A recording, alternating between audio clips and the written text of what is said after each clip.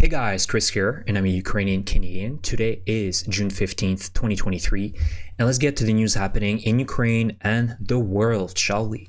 So, today there haven't been that many advancements from the Ukraine side in the Zaporizhia front, and I think it's mainly due to the fact that the weather conditions have not been very positive. As I've mentioned in my previous video, the last few days have been very wet and rainy in Zaporizhia, about 10 to 15 millimeters. So that definitely slows down the advancements. And I think also the Ukrainians are right now putting a priority to reinforce their current positions and the areas that they've liberated.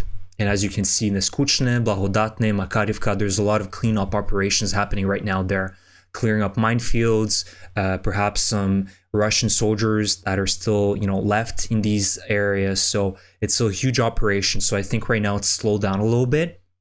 And also because the Ukrainians are also softening and putting a priority to soften the Russian positions deep south of the Zaporizhia front. And yesterday was a confirmation with a video that was uploaded by the Ukrainian forces where they showed hitting and destroying 5 Russian Sta-S self-propelled artillery systems around the area of Yelynske. So you can see that Yelynske is situated south of the current front line here. It's about 15 to 20 kilometers away. And they were all destroyed in the same area on the same farm field. A whole battery of artillery systems destroyed.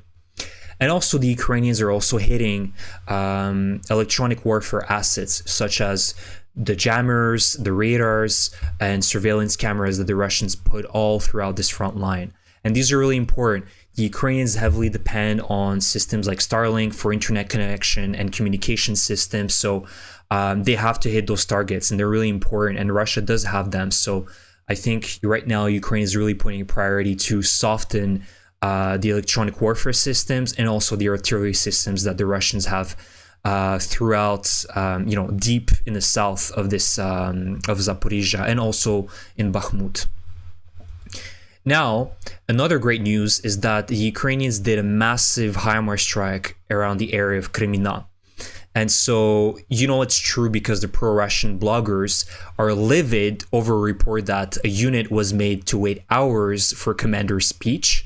And because they had to wait hours, this Russian division came under fire from a Ukrainian Himars while gathering. And the unit was reported to have suffered heavy casualties. Exact losses haven't been revealed. The estimation is about 100 killed and 100 wounded in action. And so imagine that you had to die because you had to wait for an uninspiring speech. That's already insult to injury. And what's even better is that this Russian unit they were in their staging area. So they were preparing to deploy. So this is a huge morale blow for these Russian soldiers that were most likely preparing this operation for many weeks, only to have it completely annihilated in a matter of a few seconds because they had to wait hours for some BS speech from their commander. So that's great. Now, the other news I want to talk about is in Canada. And some of you might have heard about it, but when the war started, Ottawa had a Russian Antonov 124 airplane that was parked in a Toronto airport, and they decided to seize it. And so for almost a year now, this plane has been sitting on the tarmac, and now the Canadian government is deciding what they should do with it. So they have 2 options. And here, as you can see, Canada became one of the first G7 countries to enact a law that allows Ottawa to not just seize assets held by sanctioned people and regimes, but to forfeit the money and have it diverted to victims of a sanctioned regime.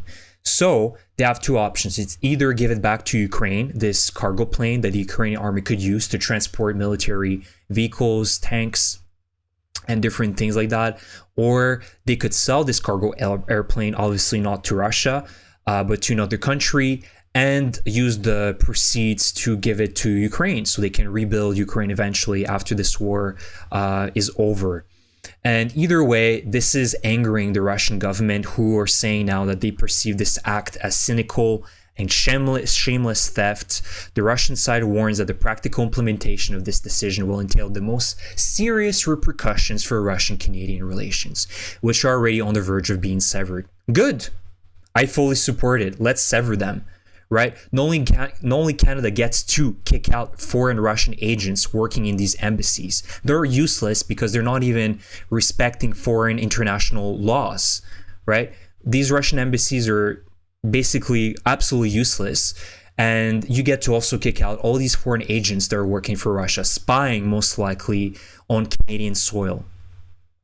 But let's also admit that Canada has a huge elephant in the room in the context of China as well. And there's two interferences, right? Chinese government and the Russian government have been interfering in various Canadian affairs. Now with China, it's been the Canadian elections, and there's been a lot of evidence being brought up that they've interfered in the 2019 and 2021 federal elections, bribing politicians.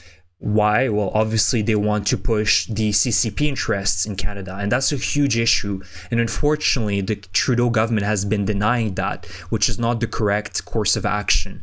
Canada is being sold to the CCP, and we cannot allow that to happen. And so I think that that's a huge elephant in the room that we need to address here in Canada.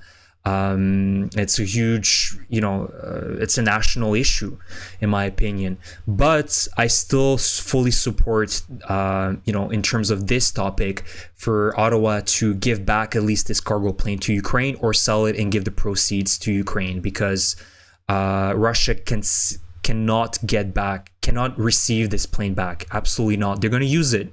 They're definitely going to use it to transport their tanks, their BMPs, and everything else, their troops, to kill more Ukrainians. So the last thing is a video, and this is a journalist in Russia, and he's asking the Russians, what are the Russians most proud of about modern Russia?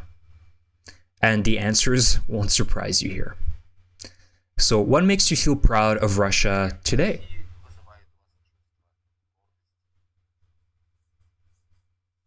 Guy with the glasses does not know what to say. Man with a cigarette either. Awkward laugh. Walks away. This lady's thinking hard about it. I don't know what to answer. Modern Russia? Question mark? Yep. I don't know. Nothing. I can't say anything that I'm proud of. The desire to survive, said that man. And this old lady says, I always collect money for sick children. What can I say? Everything is fine, of course. So you have an old babushka collecting money for sick children. Shouldn't that be the government's responsibility? Right? This lady is on her pension, most likely. But everything is fine, of course, as she says. I am proud of living in Russia, and I will die here. At least the last comment is truthful, and so far nothing. Total state thievery and nothing else. That's it, guys. I mean, he said it right, but what are the Russians doing about it? I know that most of the Russian people know what's going on. They see it on a daily basis, the bribery, the corruption, just the pitiful state of their nation. But what are they doing about it except complaining? And same thing with this war. As much as some of them can be against this war, at a certain point you have to walk your talk, which the Russians are not doing. And so thus why I'm labeling them as a terrorist nation. Because after a certain point, if you're not doing anything, you're taking part of this war. So here we are. I am finishing up this video.